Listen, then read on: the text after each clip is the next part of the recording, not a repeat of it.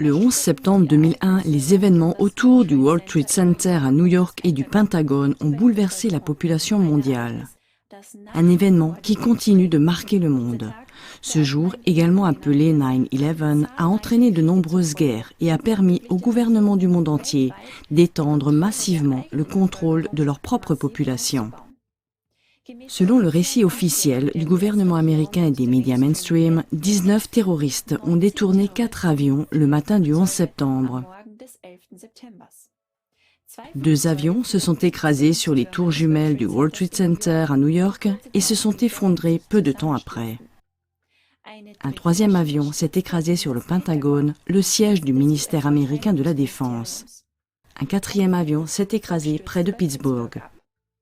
Les attentats ont coûté la vie à 2989 personnes. Immédiatement après les attentats, le gouvernement américain et les médias ont présenté Oussama Ben Laden et l'organisation terroriste Al-Qaïda comme les auteurs des attentats. Premièrement, cette version officielle du gouvernement américain et des médias mainstream résiste-t-elle à un examen minutieux? De nombreux faits, avis d'experts, enquêtes et témoignages oculaires ébranlent très fortement la crédibilité de la version officielle du gouvernement. Effondrement des tours jumelles par démolition contrôlée. De nombreux résultats d'enquête et d'autres facteurs indiquent que l'explosion a été contrôlée.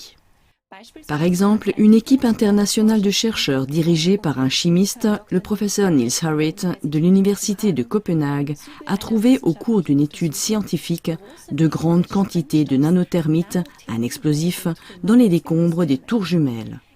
Dans un article scientifique sur leurs recherches, les chercheurs concluent que les 2 avions détournés n'ont pas provoqué les effondrements, mais que les explosifs ont été placés à l'avance dans les bâtiments.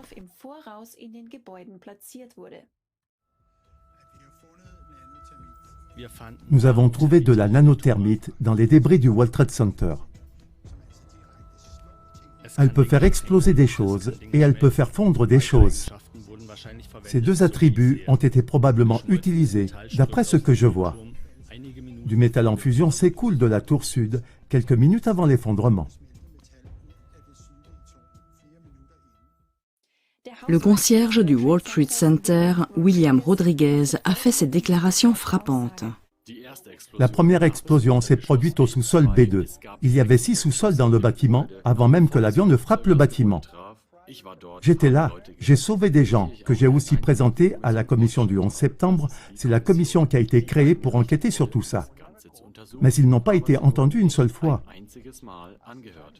J'ai été concierge pendant 20 ans.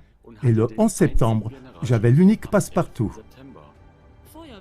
Les pompiers et les centaines de témoins oculaires qui ont fait état de dynamitage et d'explosion n'ont pas été pris en compte dans le rapport officiel du gouvernement. Quand je suis arrivé dans le hall, on a entendu comme des coups de feu, puis il y a eu 3 énormes explosions. Quand nous sommes entrés dans le hall, il était complètement détruit. Je pense qu'une bombe a explosé avant même que l'avion ne s'écrase sur le bâtiment. Sur le chemin du 8e étage, il y a eu une énorme explosion qui nous a fait reculer. Nous étions dans la cage d'escalier avec notre matériel. Et là, il y a eu une énorme explosion. Dans la version officielle du gouvernement, le fait que le béton des tours jumelles ait été pulvérisé par l'effondrement reste inexpliqué. Regardez les débris qui sont restés. Ce ne sont pas de gros morceaux d'acier ou de gros morceaux de béton. Ce sont de fines particules. Où sont passés tous les débris? Le béton a été pulvérisé. J'étais ici mardi et c'était comme si j'étais sur une planète étrangère. Le béton était tout simplement pulvérisé. Nous avons ici des immeubles de bureaux de 210 étages. On ne trouve pas de bureaux ici. On ne trouve pas de chaises, pas de téléphone, pas d'ordinateur. Le plus gros morceau de téléphone que j'ai trouvé était la moitié du clavier. Il faisait à peu près cette taille. Le bâtiment s'est effondré en poussière. Ground Zero désigne le site du World Trade Center détruit lors des attentats terroristes du 11 septembre 2001. Ce terme est utilisé dans le langage militaire pour désigner le lieu d'explosion en surface d'une bombe atomique ou d'un missile. World Trade Center 7. Le World Trade Center 7 ne se trouvait pas directement sur Ground Zero, mais au nord, à l'extérieur du site. Très peu de gens savent que ce gratte-ciel s'est également effondré le 11 septembre, bien qu'il n'ait été touché par aucun avion. Il s'est effondré verticalement, comme il est d'usage lors d'une démolition. Le National Institute of Standards and Technology, en abrégé NIST, financé par le gouvernement américain, a mené l'enquête officielle sur l'effondrement du World Trade Center 7.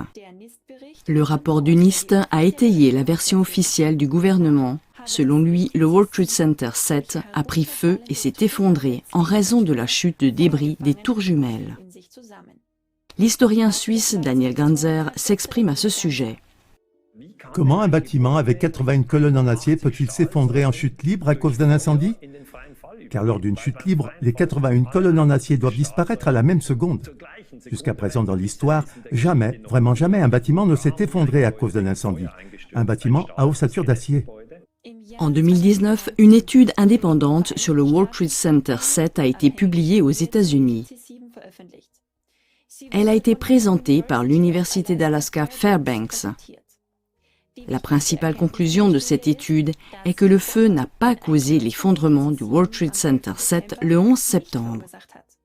Le professeur Daniel Ganser s'est exprimé comme suit sur les résultats de cette étude. Elle dit que les 81 colonnes d'acier ont dû perdre leur stabilité à la même seconde. Et c'est en fait une autre façon de parler de dynamitage. En 2017, Peter Ketchum, employé de longue date du NIST, a accusé l'institution d'avoir falsifié le rapport d'enquête en faveur de la version gouvernementale. Le rôle du NIST, si je comprends bien, était d'enquêter sur les effondrements des 3 tours du World Trade Center. Et par là, je veux dire déterminer pourquoi les tours 1, 2 et 7 se sont effondrées. En très peu de temps, j'ai compris que l'étude du NIST sur les effondrements du World Trade Center n'était pas une étude sérieuse et réelle. J'avais toujours cru que les recherches du NIST étaient des plus sérieuses. Maintenant, voir ce qu'ils avaient fait de l'étude et du rapport sur le World Trade Center m'a décontenancé. J'ai tout de suite compris qu'il y avait des preuves accablantes, que les 3 tours, 1, 2 et 7, s'étaient effondrées suite à des dynamitages contrôlés. J'ai vu que le dynamitage contrôlé n'avait pas du tout été étudié comme la cause la plus évidente. En fait, cela a été traité en 1 ou 2 phrases dans le rapport. Couverture médiatique du jour du 11 septembre. La BBC a diffusé en direct un reportage sur l'effondrement du World Trade Center 7 alors que le bâtiment était encore debout. En réalité, l'effondrement de la tour n'a eu lieu que 20 minutes plus tard. Outre la chaîne de télévision britannique, CNN avait également annoncé trop tôt l'effondrement. Ce fait indique que certains médias étaient préinformés. Deuxièmement, compte tenu de ces faits qui plaident en faveur d'une démolition contrôlée, les questions suivantes se posent inévitablement. Qui est le propriétaire du World Trade Center? Qui était responsable de la sécurité de ce complexe de bâtiments? Existe-t-il des preuves que les gens étaient au courant à l'avance de ces événements?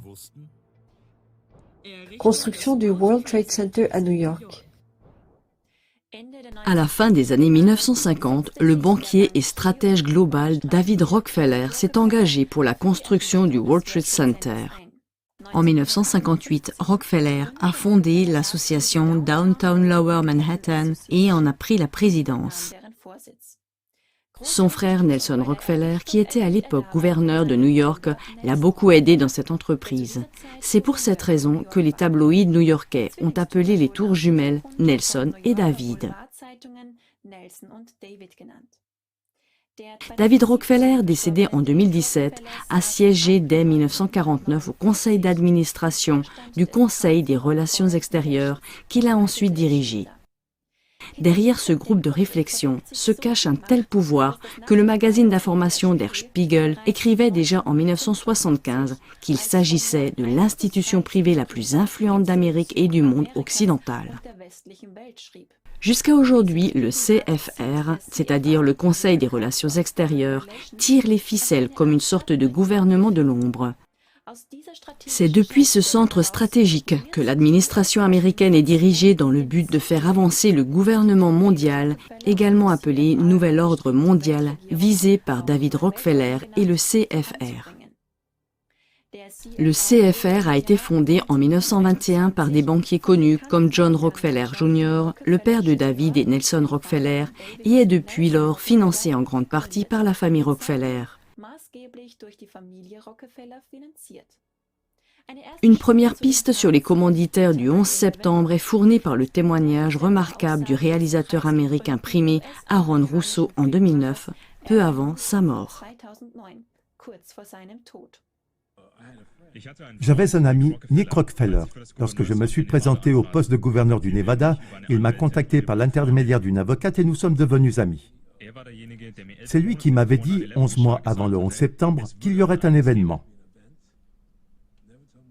Il ne m'a jamais dit ce que serait cet événement. Mais cet événement devait être suivi d'une invasion de l'Afghanistan par l'Amérique pour construire des pipelines depuis la mer Caspienne.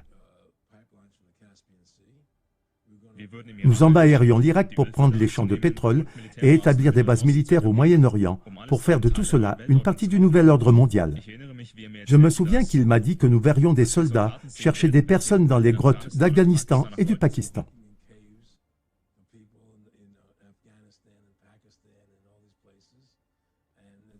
Il y aura cette guerre contre le terrorisme dans laquelle il n'y a pas de véritable ennemi. Tout cela ne sera qu'une gigantesque escroquerie, un prétexte pour le gouvernement pour contrôler le peuple américain. Toute la guerre contre le terrorisme est une escroquerie, une farce. L'objectif final que ces gens ont en tête est la création d'un gouvernement mondial, dirigé par l'industrie bancaire, par les banquiers. L'agenda est de créer un gouvernement mondial et d'implanter une puce RFID dans chaque citoyen.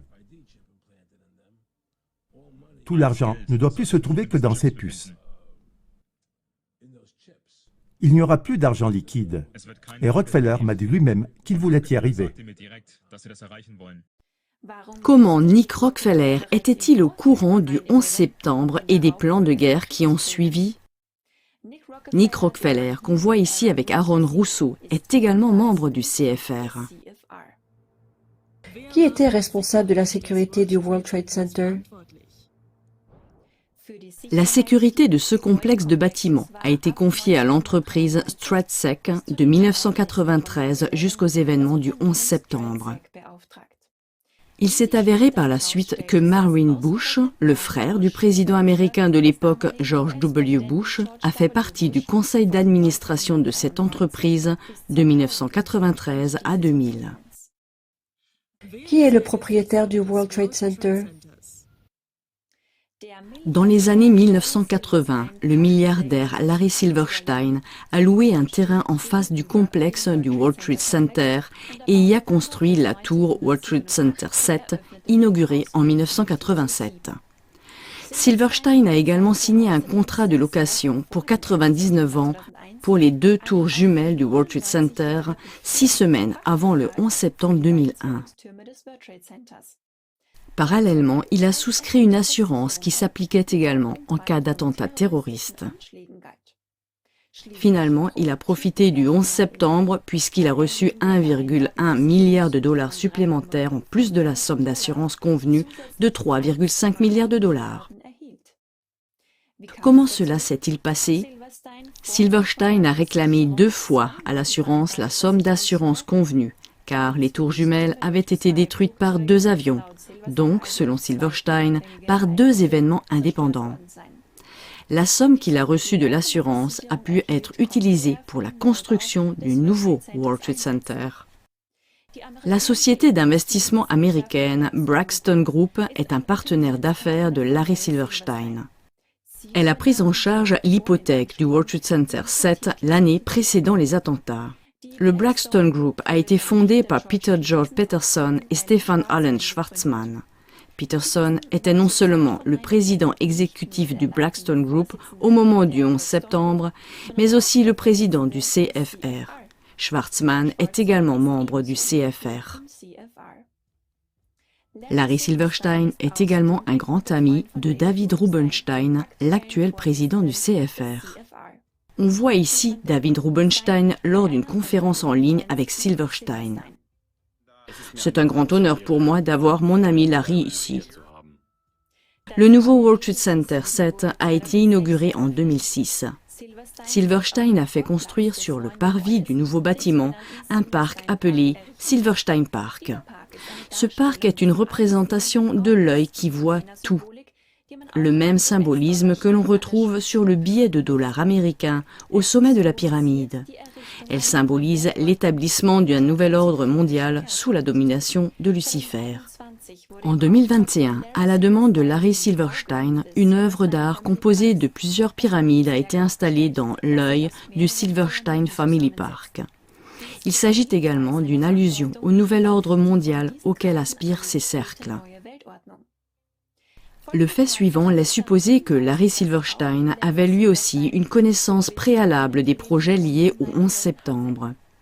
Dans les interviews, il a toujours déclaré qu'il passait habituellement ses matinées à prendre son petit déjeuner dans la tour nord du World Trade Center et à rencontrer les nouveaux locataires du bâtiment. Et précisément le matin du 11 septembre 2001, il se trouvait à l'extérieur du World Trade Center. Troisièmement, la commission officielle sur le 11 septembre a enquêté de 2002 à 2004 sur les causes et les arrière-plans du 11 septembre. Quel est le degré d'indépendance et de fiabilité de cette commission du 11 septembre? Y a-t-il des liens entre la commission du 11 septembre et les cercles de personnes mentionnées? En raison de l'énorme pression exercée par le public, le gouvernement américain s'est vu contraint de mener une enquête sur le 11 septembre en 2002. La commission du 11 septembre, qui a été créée par la suite, a toujours souligné l'indépendance de son enquête.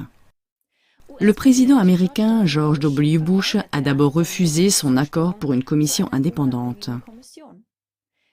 En novembre 2002, la Maison-Blanche a finalement donné son accord, mais en prétextant que Bush lui-même désignerait le président de la commission. Bush a alors nommé l'ancien ministre des Affaires étrangères, Henry Kissinger, à la présidence de la commission. Ce dernier était l'un des amis les plus proches de David Rockefeller jusqu'à la mort de celui-ci et est considéré comme l'un des principaux stratèges mondiaux en ce qui concerne la mise en place d'un nouvel ordre mondial. Kissinger est également membre du CFR et a fait partie de son conseil d'administration de 1977 à 1981. Kissinger a dû démissionner après peu de temps de la présidence de la commission du 11 septembre car il ne voulait pas rendre publics les noms des clients de sa société de conseil aux entreprises. Il a également été accusé par les familles des victimes du 11 septembre d'entretenir des liens financiers et politiques avec l'Arabie saoudite, notamment avec la famille Ben Laden. Thomas Keane a alors été nommé nouveau président par le président Bush. Lee Hamilton est devenu le vice-président. Thomas Keane et Lee Hamilton sont tous deux membres du CFR. La commission du 11 septembre se chargeait principalement des auditions publiques des témoins et faisait des déclarations sur le déroulement de l'enquête. Le travail concret, à savoir la demande, la collecte et l'évaluation des documents pertinents, ainsi que la rédaction du rapport final, incombait à une équipe de 78 personnes. Celle-ci était dirigée par Philippe Zelikow, il en était le directeur exécutif. Zelikow a écrit l'histoire officielle du 11 septembre et comme on pouvait s'y attendre, Philippe Zelikow est lui aussi membre du CFR. En mars 2004, le journaliste Jim Mann a révélé que Zelikow avait plaidé pour le renversement de Saddam Hussein et qu'il avait rédigé en septembre 2002 le document stratégique par lequel Bush a légitimé la guerre en Irak en 2003. Zelikow a toujours été accusé d'utiliser la commission du 11 septembre pour justifier la guerre en Irak. Le professeur Heiko Schöning, écrivain et médecin, a décrit le travail de la commission du 11 septembre dans son livre Game Over de la manière suivante. Pour tous ceux qui ont conservé un peu de bon sens, il suffit de prendre connaissance d'une seule audition parlementaire, celle du lundi 26 janvier 2004. Le directeur exécutif de la commission d'enquête gouvernementale sur le 11 septembre, le Dr Philippe Zelikow, et son assistante Susan Ginsburg ont montré un passeport prétendument retrouvé, presque intact, d'un pirate de l'air qui aurait percuté une tour du World Trade Center à New York. Pourquoi prétendument? Parce que physiquement, c'est impossible. En 2011, le journaliste Paul Greg Roberts est arrivé à la conclusion suivante. La commission n'a pas convoqué de témoins importants et n'a entendu que des témoins qui confirmaient le point de vue du gouvernement, afin d'occulter politiquement et de manière contrôlée les événements réels. La réaction de George W. Bush est également frappante. L'interrogatoire de sa conseillère à la sécurité, Condoleezza Rice, par la commission du 11 septembre a eu lieu le 8 avril 2004. Cependant, Bush ne l'a autorisé à témoigner qu'à la condition que la commission ne l'interrogerait pas, lui ou le vice-président Dick Cheney, publiquement et l'interrogerait sans prêter serment et sans enregistrement. L'audition du président Bush et de son vice-président Dick Cheney sur le 11 septembre s'est finalement déroulée à huis clos et sans prestation de serment. George W. Bush a également longtemps refusé de déclassifier les rapports des services de renseignement qu'il avait reçus dans les semaines précédant les incidents du 11 septembre. La Maison-Blanche n'a autorisé que les deux commissaires, Philippe Zelikow et Jimmy Gorelick, à consulter les rapports des services secrets que Bush avait reçus. Outre Zelikow, Jimmy Gorelick est également membre du CFR. Qui s'en étonnera? Le sénateur Max Cleland s'est fermement opposé à cette censure de l'accès au dossier et a donc annoncé en décembre 2003 qu'il quittait la commission. Il a été remplacé par Bob Kerrey, également membre du CFR. Outre la commission du 11 septembre, la CIA et le FBI ont enquêté sur les causes du 11 septembre. Au moment du 11 septembre, la CIA était dirigée par George Tenet. Il a clairement indiqué qu'il existait des tabous pour les recherches dans certains domaines. George Tenet est également membre du CFR. Robert Mueller a été directeur du FBI de 2001 à 2013. Il a été nommé à ce poste par le président George W. Bush. Robert Mueller est également très proche du CFR. On le voit ici lors d'une réunion du CFR. Quatrièmement, le 11 septembre a été le déclencheur de la guerre contre le terrorisme. Ce n'est qu'après avoir suscité la peur du terrorisme parmi la population américaine et le monde occidental que les actions militaires menées par les États-Unis ont été acceptées. Le 20 septembre 2001, le président américain Bush a annoncé dans un discours la guerre contre le terrorisme. Notre guerre contre le terrorisme commence avec Al-Qaïda. Mais elle ne s'arrêtera pas là. Les Américains ne doivent pas se préparer à une bataille, mais à une campagne de longue durée, comme nous n'en avons jamais encore connu jusqu'à présent. Moins de 4 semaines après le 11 septembre, les États-Unis et la Grande-Bretagne ont lancé des opérations militaires en Afghanistan. Plusieurs villes ont été attaquées par les airs. 240 000 morts et 5,5 millions de personnes en fuite, tel est le cruel bilan après 20 ans de guerre en Afghanistan. En 2003 a eu lieu l'attaque contre l'Irak. Le président américain Bush a accusé l'Irak de soutenir des terroristes et de posséder des armes de destruction massive. Cette justification de la guerre en Irak, contraire au droit international, s'est avérée par la suite être un mensonge. L'étude américaine, la guerre en Irak 2003 et les victimes humaines inévitables, évalue, dans une faible estimation, que la guerre en Irak a coûté la vie à environ 1 demi-million de personnes. Pendant la guerre en Irak, les États-Unis ont utilisé 1000 tonnes de munitions à l'uranium. Les malformations chez les enfants ont augmenté de manière dramatique. le président américain Barack Obama a poursuivi la guerre contre le terrorisme pendant toute la durée de son mandat. En 2011, les États-Unis et les pays européens ont bombardé la Libye pendant 8 mois sans interruption, dévastant des régions entières. Avec la Libye, c'est le pays avec la meilleure infrastructure sociale et le revenu par habitant le plus élevé d'Afrique qui a été détruit et pillé. Des dizaines de milliers de personnes ont été tuées pendant la guerre et plusieurs milliers d'autres sont mortes au cours des 10 années de guerre civile qui ont suivi. Le bilan dramatique de la guerre en Syrie, plus de 600 000 personnes ont perdu la vie, dont 55 000 enfants selon les estimations. Jusqu'à 12 millions de Syriens ont perdu leur foyer. Une étude de l'Institut Watson de l'Université Brown datant de 2023 montre clairement que depuis le 11 septembre, les guerres américaines ont coûté la vie à 4,5 millions de personnes. Les guerres en Afghanistan, en Irak, au Pakistan, au Yémen, en Libye, en Somalie et en Syrie ont en outre déclenché en 2015 un mouvement massif de réfugiés qui se poursuit encore actuellement. En outre, le 11 septembre a entraîné l'adoption de nouvelles lois de surveillance et de contrôle de la population dans le monde entier. Cinquièmement, après le 11 septembre, le cabinet gouvernemental de George W. Bush a mené cette guerre contre le terrorisme qui a fait des millions de morts.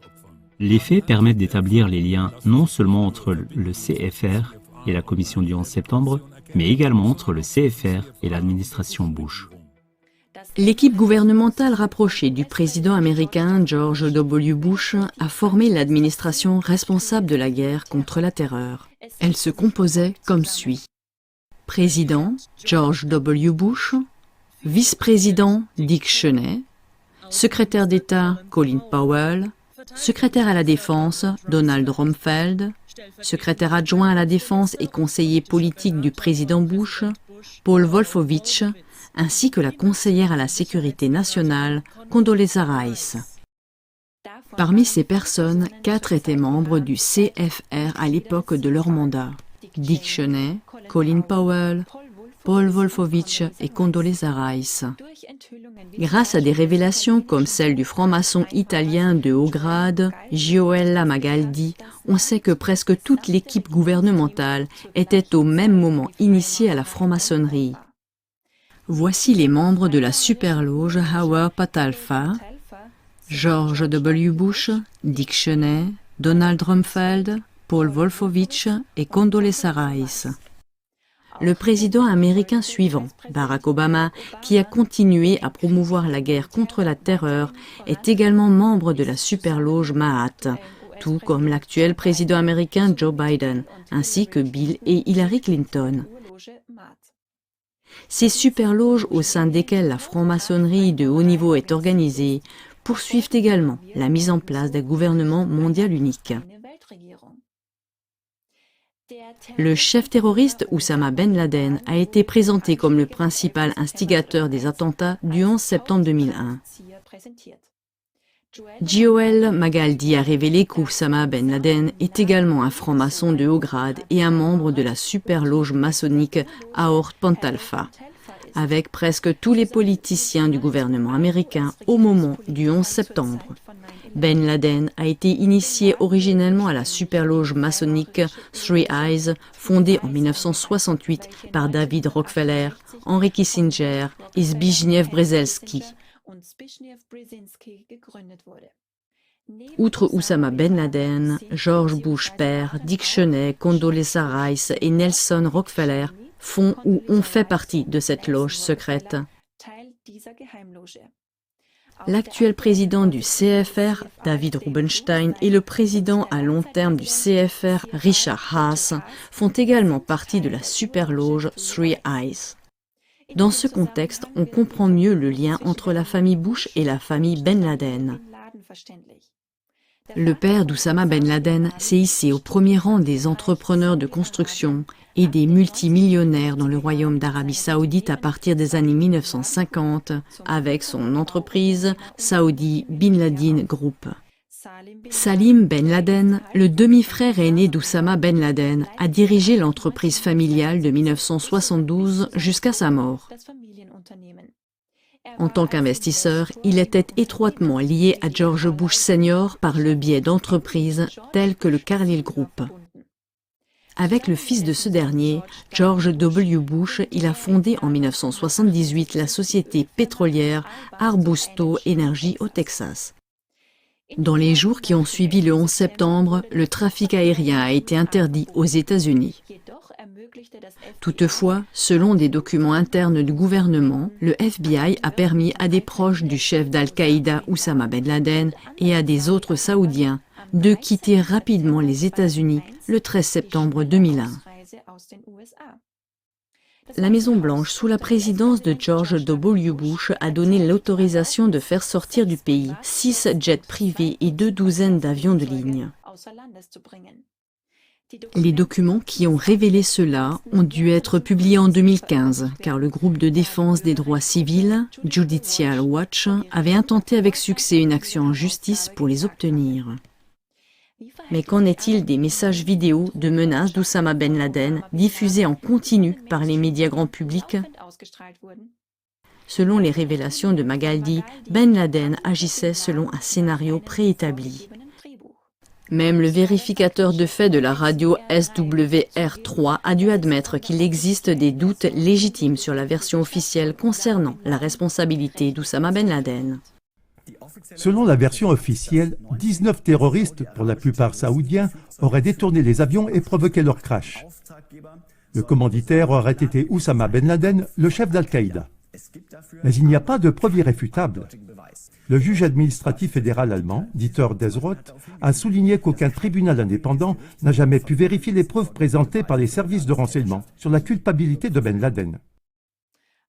La mort d'Oussama Ben Laden est également très étrange et soulève des questions. Officiellement, le gouvernement américain l'a déclaré mort. Selon cette déclaration, Ben Laden a été abattu par l'US Navy. Toutefois, aucune photo du corps du terroriste le plus recherché au monde n'a été prise. Selon les informations officielles, le corps a été jeté à la mer. Il n'y a toutefois aucune preuve de cela. Conclusion. Lorsqu'on cherche à identifier les véritables responsables, commanditaires et acteurs du 11 septembre, on tombe toujours sur le même groupe de personnes. Après un examen plus approfondi de la commission officielle du 11 septembre et du gouvernement américain en place lors du 11 septembre, le nom de David Rockefeller et du Conseil des relations extérieures qu'il a longtemps dirigé ressortent très fortement. Même dans le cas d'Oussama Ben Laden, présenté au monde entier comme l'auteur principal du 11 septembre, les liens avec ces personnes et ses points de contact sont très visibles. Afin de ne transmettre que la version officielle aux générations suivantes et d'effacer la trace des cercles de personnes présentées dans cette émission, rien n'a été laissé au hasard par les personnes à la tête de ces réseaux. En 2014, un mémorial et un musée ont été inaugurés sur le site du World Trade Center. Le 9/11 Museum raconte l'histoire du 11 septembre et est, selon ses propres déclarations, la plus importante institution consacrée à l'étude de cet attentat. David Rockefeller était membre d'honneur du jury qui a choisi l'architecture du mémorial du World Trade Center. Il était également membre du conseil d'administration de la World Trade Center Memorial Foundation, qui a été chargé de la construction et du financement du mémorial et du musée du 11 septembre. Au total, David Rockefeller a contribué à hauteur de 15 millions de dollars à cette institution. Outre Rockefeller, on trouve également Peter George Peterson au conseil d'administration de cette fondation. Peterson a été président du CFR de 1985 à 2007, c'est-à-dire à l'époque où se sont déroulés les événements du 11 septembre. Les faits et les liens mis en évidence dans cette émission doivent être examinés de toute urgence par un tribunal indépendant. En particulier, les liens avec le CFR ainsi qu'avec la famille Rockefeller et les crimes de guerre déclenchés par le 11 septembre, qui ont fait des millions de victimes, exigent une enquête et une sanction juste, imposée par un tribunal indépendant. Les véritables raisons du 11 septembre seront observées par la population, tout comme le projet d'établir un gouvernement mondial. Ce n'est qu'ainsi qu'il sera possible d'empêcher ces manipulateurs de continuer à soumettre les peuples sans méfiance et que les gens pourront à l'avenir reconnaître à temps leurs plans sournois et les stopper. Diffusez donc cette émission au contenu explosif au plus grand nombre possible de personnes de votre entourage.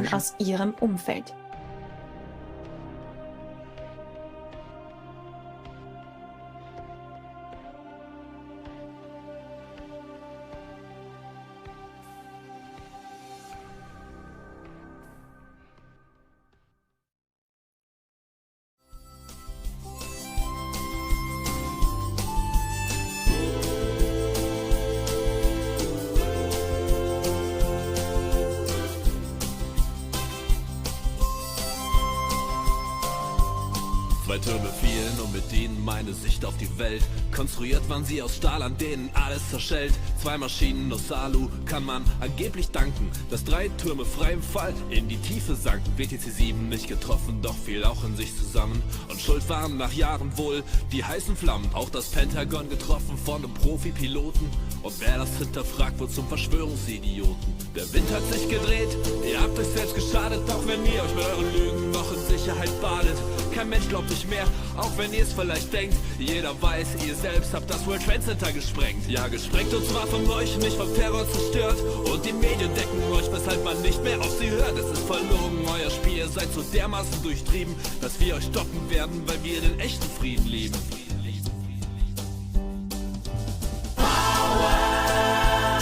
Auch wenn wir hart getroffen sind, gehen der Welt die Augen auf, denn vorher waren die meisten blind. Es ist die Power, die ihr für euch beansprucht habt, ja, die posiert jetzt in uns allen, während eure Kräfte wie die Türme fallen. Ja, sie fallen, was soll ich sagen, damit kennt ihr euch aus. Nach Afghanistan schicktet ihr sofort Soldaten raus, habt gequält und misshandelt und den Krieg installiert, Drogenfelder einkassiert und davon profitiert. Dann die Lüge, der Irak hätte nukleare Waffen.